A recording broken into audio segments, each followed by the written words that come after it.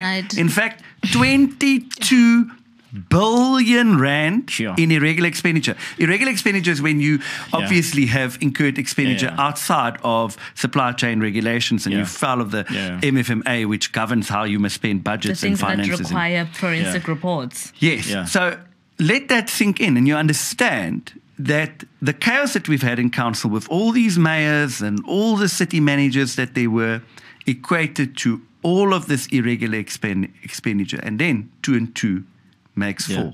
But where are they, Retief?